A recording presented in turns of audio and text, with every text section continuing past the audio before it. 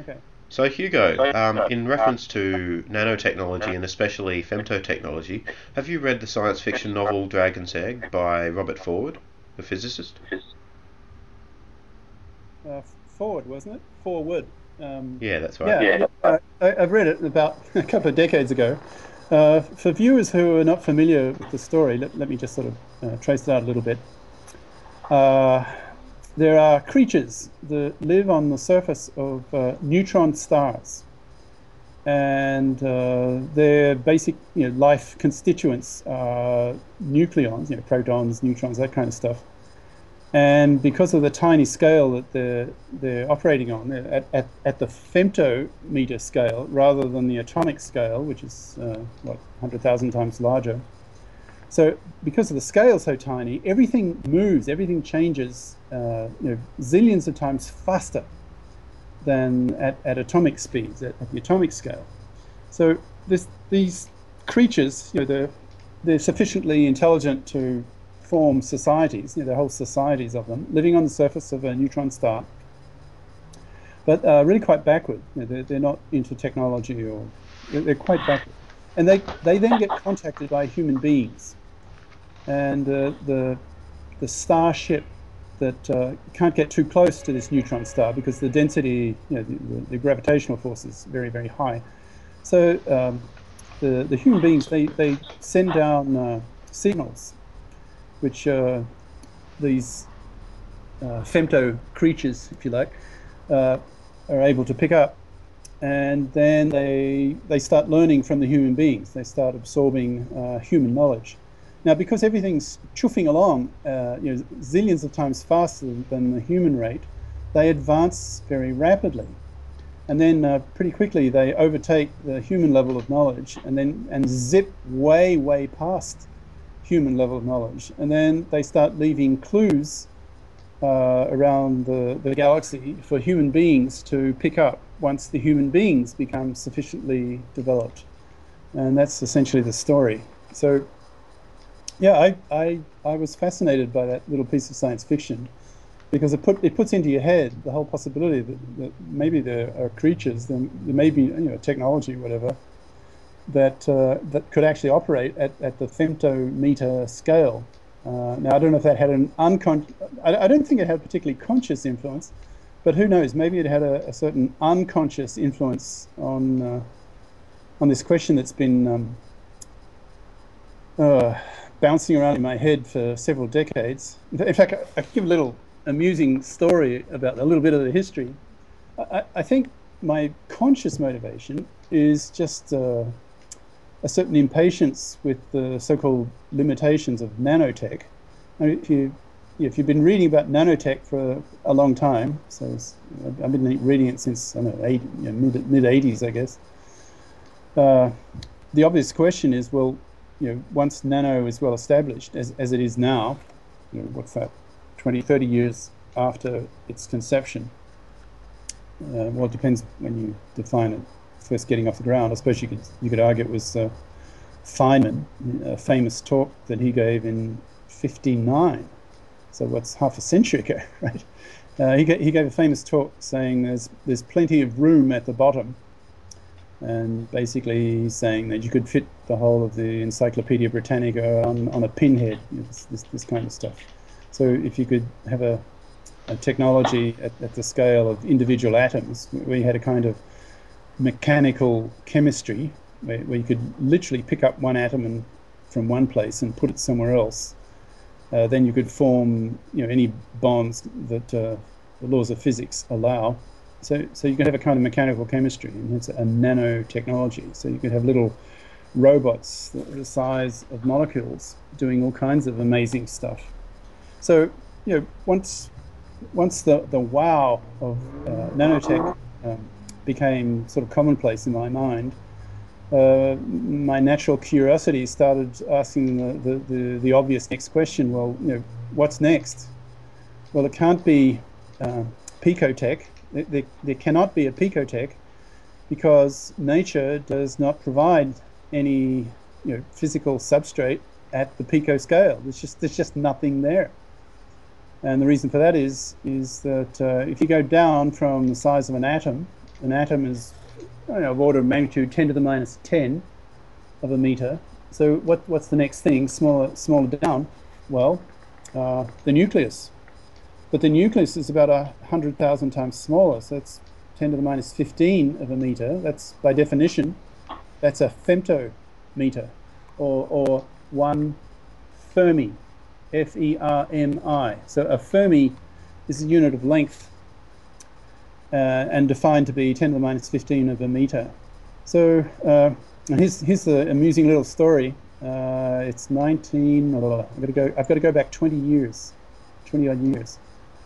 So it's the winter in the northern hemisphere. It's the winter of 1990-91, and I'm a PhD student at the time. I'm in Boston, staying at a fraternity of one of the fraternities of MIT, Massachusetts Institute of Technology, with a 16-year-old, very bright collaborator.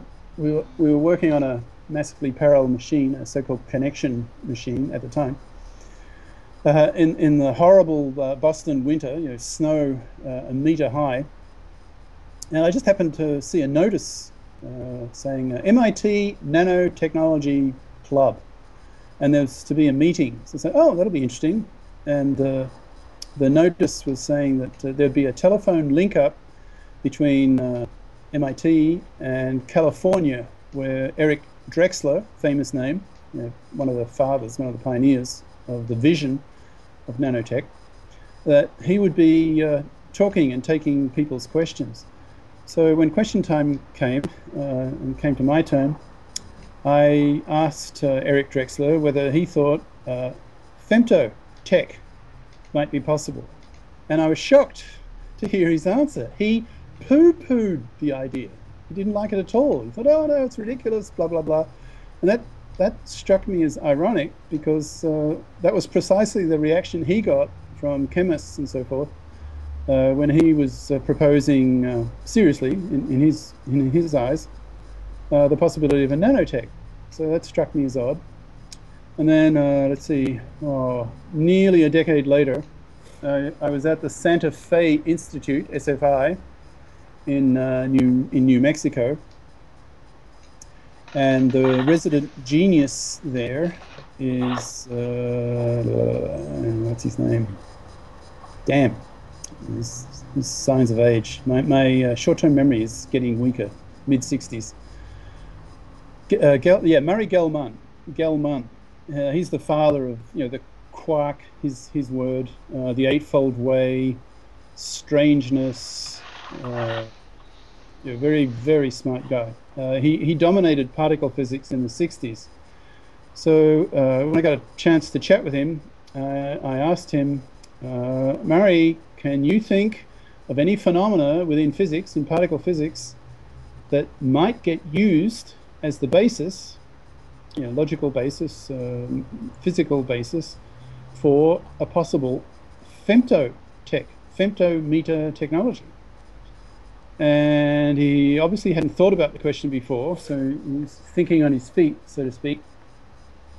And then he said, well, I remember his crowd, not me, at one time we had a business meeting over the possible business applications of the K-meson, the neutral kaons, as they're called. That's K-meson.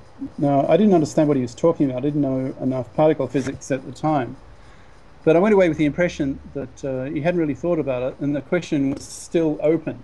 But interestingly, he did not say that it was impossible. So I think he just sort of left it open.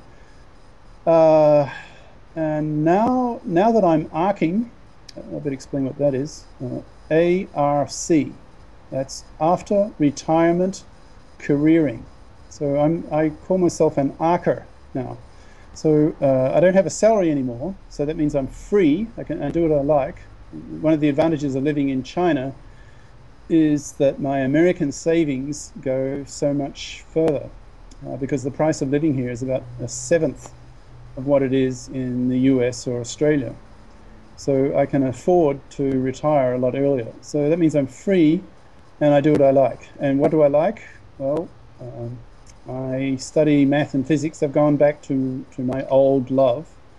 The reason why I was not a professional mathematical physicist earlier in my career, say in my 30s or so, was the realization that it's extremely difficult to get a job in that field, and the competition is extremely tough. These two fields, pure math and math physics, have the reputation of being campus's toughest fields. So, for example, in the US, the average IQ of a theoretical physics professor is, and I kid you not, wait for it because it's rather shocking, 170, 170, right? That's almost 5 standard deviations above the mean. So, those guys are extremely bright. And if you're at a top universities like MIT or Harvard or somewhere, probably these top professors in those fields, they would be over 200. So, super genii. So I reasoned, well, there's no way I'd be able to compete with these sort of guys, so I'd better do something that I can do. So I chose artificial intelligence, AI. I thought I could do that. So I've been doing that for, well, 20, 30 years in my first block of time, 30 years of career. But now that I'm arcing, I'm free, so I can go back to my old love, which is math physics. So I'm now like a little kid again. I'm just busily teaching myself all this stuff. I don't have to worry about earning a living doing this stuff. I just do it for fun because this is what I really want to do. It's my old dream. So I really love arcing. So in afternoons, I sit in my favorite beautiful park that's only 5 minutes bus ride from where I live, and I stay up all night. I'm a night person. I go to bed after the sun comes up, and that's my lifestyle. So I just study all this stuff, and because I'm arcing, I'm not doing it because I have to do it, or like you've got some deadline that some boss tells you to do. I'm doing it for the sheer love of it, because I want to do it. And so I can imagine then when you have in the world now the millions of baby boomers, which is boomers, they're now retiring, and they too are arcing. Now, I've not heard another term that describes the concept, so I just sort of invented this word to arc, ARC. So I can imagine when there's a billion arcers in the world, they will have a significant impact on society and the economy, because they'll be doing it because they'll be living so much longer. The general health level has increased. Like we're all so much more health conscious nowadays. Like I exercise vigorously 15 minutes every day, just to stay, basically to stay alive, stay healthy. I take multivitamins, and I keep my brain very active. All the healthy things. So my father is 92, and nothing wrong with him. So I really think I've inherited his longevity genes. Now, his grandfather lived to 97, and his great grandfather lived to 99. And for decades, I've always looked about 10 years younger than I actually am. So I hope to get at least another 30 years. So that's a big block of time. That is a I'm not big going to block of call time, and plus, I mean, medical science will probably get a lot better by then, and you might end up living a lot longer if you reach 30 more years, Hugo. I'm just wondering though, Ray Kurzweil has predicted only picotech to be reached in the 22nd century. Where do you see the timescale? When do you see femto technology being mature enough or to be ready to be investigated? When do you think we'll reach femto technology? Well, these, Ray Kurzweil's famous for his exponentiation, his predictions, and they're based on pretty solid data points in the past. And so he extrapolates, if you have a whole string of data points that have been valid in the past, then it's fairly safe to, you'd think, to extrapolate into the fairly not too distant future. But with something like femtotech, it's qualitatively so new and unknown. There really aren't any data points, so it's sort of risky. So it could be sort of within a few years. Like if there's some, I think the first major step to getting there is the vision. Just firstly, just getting the idea out there, so a lot of other people, a lot of bright minds, and hopefully a string of genii can start working on this question. How would you create a femtotech? What phenomena in physics could be used as the basis of a femtometer scale technology? So if you get a lot of minds, so that's one of the things I'm trying to do now is just basically beat the drum. Try to get people just fascinated by the question. Now, if you today, if you Google, I mean, you could probably do it right now as we're interviewing. You can just I'm fast forward. sure I already have. Okay. Well, if you Google the term femtotech or femtotechnology, I'm way ahead of you, uh, Hugo. okay. Can you tell me the number? What I haven't done it for a while. How many I did you didn't look get? at the number, but okay, I'll go back. All right. So About 5,660 results in 0.16 seconds. well, So it's not a last time I lot did it, compared to nanotechnology. hmm, Let's try I mean, it, picotechnology. yeah, you get far fewer. I bet. I've never done it, but I bet far fewer. What do you get? Well, I reckon you get more. Yes, more.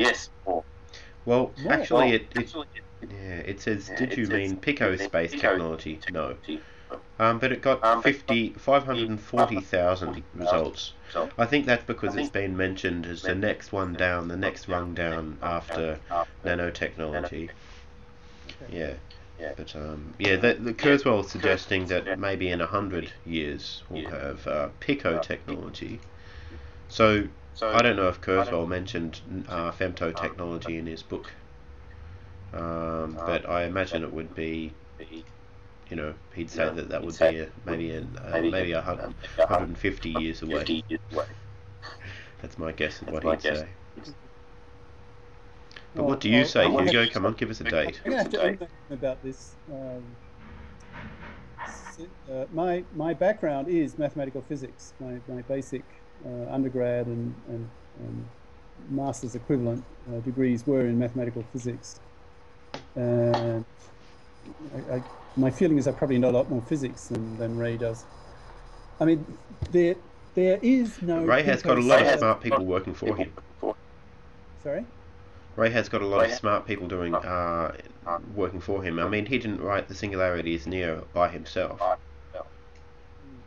I mean, the research he didn't do all himself. No. Yeah, okay, but it's a basic fact of nature that there is no pico scale. There's nothing at that scale. You go from atom to nucleus, There's and magnetic forces. the nucleus is 100,000 times smaller. So yeah, that's just the brute fact of nature. So I don't see any pico tech existing because there's nothing to base it on. There's no physical substrate. Anyway, so to try to answer your question, because it's a really tough question, of course, because you're asking me to speculate on my feet. I think the first step would be some kind of theoretical breakthrough, and that's what I'm looking at the moment. I'm really trying to find something, some phenomena in QCD, quantum chromodynamics. That's the mathematical physics of the strong force, the so-called color, COLOR, or if you're British Aussie, COLOUR, the color force, and that's the force. It's a kind of charge that exists on gluons, and what are gluons? Well, they're the force particles that hold the quarks together, and the quarks, they're the basic components of neutrons and sorry, neutrons and protons. You have three of them inside neutrons and protons, and those three, they are a proton or a neutron, depending on what type of quarks you have. Now, there are there are various kinds of quarks, and they've been classified, according to mathematical patterns in group theory, which is all very fascinating. Makes you suspicious that if the universe is designed, then it's been designed by a mathematician who knows group theory very well. All these fascinating questions if you do math physics. Anyway, so um, I'm hoping within I don't know, a year. See, at the moment, I'm just teaching myself like crazy all this incredible stuff, and it's a huge amount of it. It's almost depressing. For example, uh, to have the knowledge, to be able to know enough QCD that I can translate that knowledge into computer science. Looking for logic gates, the equivalent of logic gates in computer science. Now, I've already got I've been a professor in IT for decades.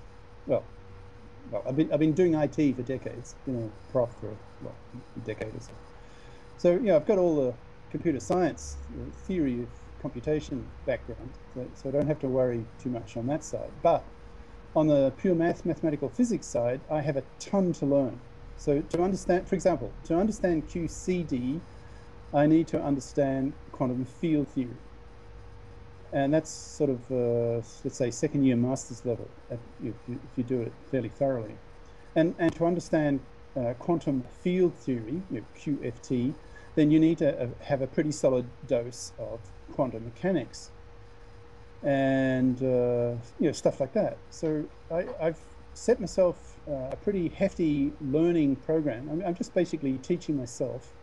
I've got I've sort of been preparing this for more than a decade or so. I've that underlying interest in math physics, even while I was doing computer science, was always there. So when I'd go to the bookstore, I'd buy books on advanced pure math and math physics with the intention that once I retired, I'd really get into this stuff. So I've been doing that for a long time. So I now have 12,500 paper books. And I've been kicking myself because now you can get books electronically for free. So I download literally 24/7 using the software eMule, electronic eMule, as in donkey, emule.com, emule.com. I do that 24/7. I've now downloaded about 50,000 books and papers. Is your book on there? I haven't checked. Well, Maybe books, we should put it there, Hugo. Hey, what do you well, think? actually, so there are two. The first one's on species dominance, and the second one's on the rise of the global state. Anyway, so uh, all this knowledge is to be used in the next 30 odd years, so that I can become hopefully a real expert on particle physics, quantum chromodynamics, string theory, a whole list of topics, about 20, 30 topics in physics and a similar number in pure mathematics. So that I really know what I'm talking about. So next few years, this is all I'm doing. I'm just study, study, study, study. Is there And anybody you can collaborate with in this on femto technology at the moment? yeah, I could. I'm just I'm just in student mode at the moment. I've gone back. In some ways, I feel like I'm 20 years old. Mhm. Even at 64, because I'm arcing, right? I've Mhm. well, not completely, but in a Two to the major power of shift. six. Right, yeah, 64, 2 to the sixth. Now, I wonder what that is in QCD terms. So, yeah. So I'm just wondering, what do you think the bottlenecks to reaching femto technology would be? Well, actually, can we start? What do you think the bottlenecks would be for reaching nanotechnology? What do you think the bottlenecks in nanotechnology today are? Do they relate in the same way to reaching femtotech? I yeah, you're well known for asking really penetrating, difficult questions, which Sorry. is which is stimulating because part of the time they're questions I've not even thought of before. So a lot of my answers What to are your the questions bottlenecks? are thinking on my feet, right? Thinking That's in right. real time, and that's much tougher, of course, than having a canned answer. When you already thought, well thought out before, and you just trot it out easily. So, That's what makes it uh, interesting, Hugo. so I'll start with the easier one. So the bottlenecks for femto, I guess the quick answer is I just don't know because, well, I guess it's conceptual. We just we just don't know what the problems are yet. How do you get a technology out of the femto scale? So I guess the bottleneck there is I guess ideas, conceptions, how to do that. Now, nano depends what you mean by nanotech. Do you mean in the Drexlerian sense of an assembler, like these little Yeah, nanoscale yeah, robots? that's right. I don't mean material sciences. I mean, we do have material sciences going today, but what are the bottlenecks to getting to Drexler's vision of nanotechnology? I think just time. It's going to probably take a lot of increments, lot of small improvements, and we just have to put in the time to get them step by step. I mean, we're certainly getting there today. State of the art in nano. For example, I don't spend a lot of time studying this sort of stuff, but I read the Kurzweil Tech daily update. So I sort of have a superficial knowledge of what's going on on the nanoscale. So one of the states of the art is using DNA type structures to build things with. You can now link up strands of DNA to make three-dimensional structures, that kind of thing. So I think the bottleneck is just we just have to go through these incremental steps until eventually it's possible to make a nano robot that's capable of picking up one atom in one place and putting it in some other place. And we're just not there yet. And each little progress that's made, each little stepping stone, takes time. And how much time between now and before we have our first true assemblers, these nano single atom, a nano robot that can pick up a single atom, put it wherever it wants, to create a chemical bond wherever it wants, so long as the laws of physics are obeyed. Uh, Gut feeling, I don't know. Progress is exponential, so every doubling in progress is by definition equal to all the previous doublings. That's the nature of exponential doubling. So the last doubling is a huge amount of progress. So I don't know, maybe a decade or so. Maybe we'll have our first nanoscale assemblers within a decade. I'd be surprised if it's more than 2 decades. But you don't know. You're talking about the future. It's tough. Now, are there analogies between those bottlenecks in nano and potential bottlenecks in femto? I'd say probably the same. Um, it seems to be just the way science works that it seems to progress in lots of increments.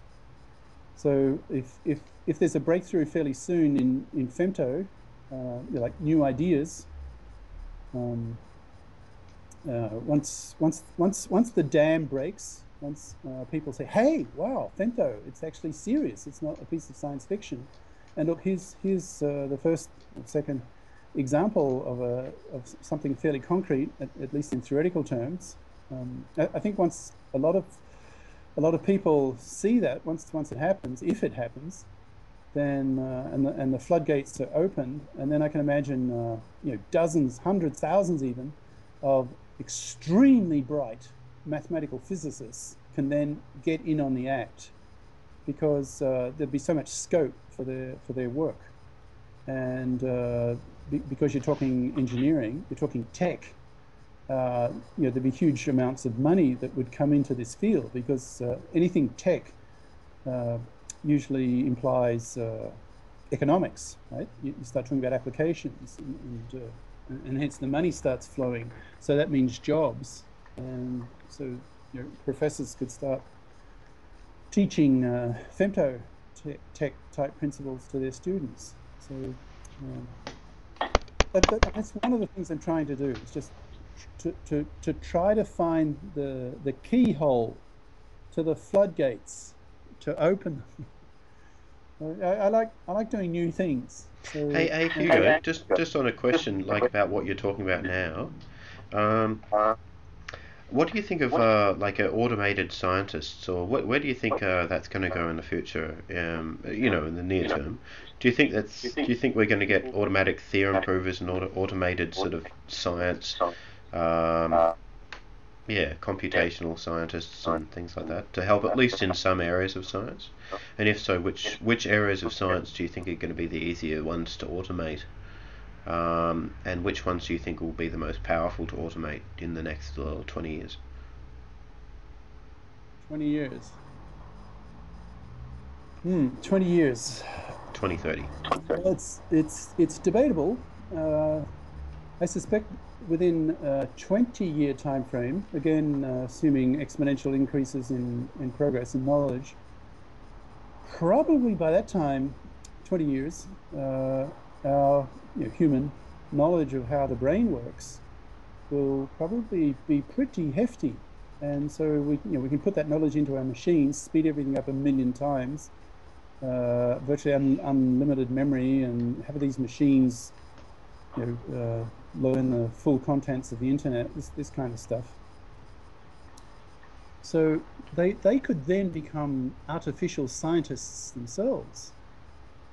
20 years, so I don't know, probably, I mean, they would know more than we would. I don't know if they'd be as creative or as intelligent as we would in raw IQ terms. I don't know if 20 years would be enough for them to have reached human level intelligence in terms of raw structure. I Hmm. don't know. I mean, it's a big question mark here.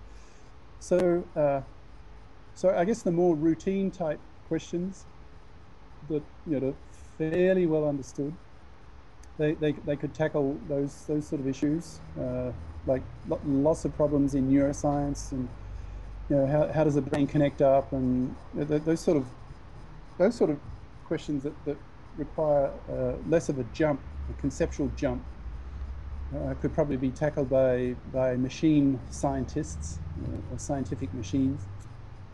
But really difficult questions that require a very high level of creativity, to make conceptual jumps, like uh, interpretation of quantum mechanics, breakthroughs in particle physics, string theory, the really, really tough questions that even the brightest minds in humankind still have not cracked. In 20 years, I doubt whether the machine scientists would be able to really crack those problems within 20 years. Maybe 30 or 40 or 50, perhaps. 20, because that was the time frame you gave me. Probably not, but I could be wildly wrong. So a lot of the conference talks around life extension and mind expansion. So where do you think? Well, let's talk about life extension. Are you a big fan of life extension, Hugo? Of Do do course. do you agree with it? Of course. What do you think? What do you think I'm trying to do for the next 30 years at least? I'm trying to stay alive, right? It's That's extremely good. important. This reminds me of a little joke. Uh, yeah, I'm not sure. I think it was Aubrey de Grey, or maybe someone else. Actually, I think it was an American guy. Anyway, he was, whoever it was giving a talk in the US, and talking about the possibility of being able to change the telomeres, the tips of the chromosomes, in such a way that it could extend life expectancy. And some voice in the audience piped up, "Hurry up! Hmm. This Yes, this this guy was old. that's awesome. He's got the right idea. But I mean, So, what but you know, do these of sorts course, of problems get government funding? I sorry, mean, government. it seems as though there's a funding problem and a resource problem. Not enough people actually working on the subject because there's not, there might not be as much application in the next 5 years for this sort of research. Maybe there will be. I don't know. I'm just speculating, right? But do you think there's enough resources, as in minds and funding, to fund the minds to be motivated to research the area and get equipment and all that sort of stuff? No, no, there's not enough. Uh, one thing I'm fascinated by is the kind of work that Ben Goertzel is doing with the so-called Methuselah flies. These are flies that were actually bred to have far longer lifespans than Mm. average flies. And he's using artificial intelligence type techniques in machine learning to try to figure out which genes in the genomes of the average flies compared with the genomes of the Methuselah flies You mean like an to automated try to scientist? extract which particular genes are involved in allowing these Methuselah flies to live so much longer.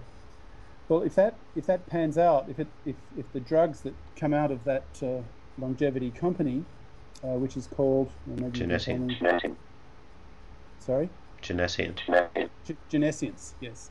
So if that kind of stuff pans out, actually works, then it'll go from a famine, from a drought to a flood, right? Because everyone will want to live longer, and interest will just be enormous. I think at the moment people are still rather skeptical. They still see it rather as a piece of science fiction. So they don't take it too seriously. So they're not going to invest their hard-earned dollars into this stuff that they see still largely as a bit pie in the sky. And by that, I don't say I see it as pie in the sky, but that's probably the major reason why a lot of money has not yet gone into it. But Well, what would the government gain from people? I mean, I can see like individual benefits from staying alive, but what would the government see as a collective benefit of people staying alive for longer? This is one actually Dr. Dieter is talking about this.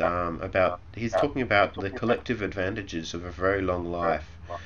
Should the state subsidise life extension? But what are the reasons? What are your views? I don't. My view is that the governments will not have any choice, right? They will have no choice. They must, because if they don't, they Well, in the long everything. run, but what's the advantage of them doing it now?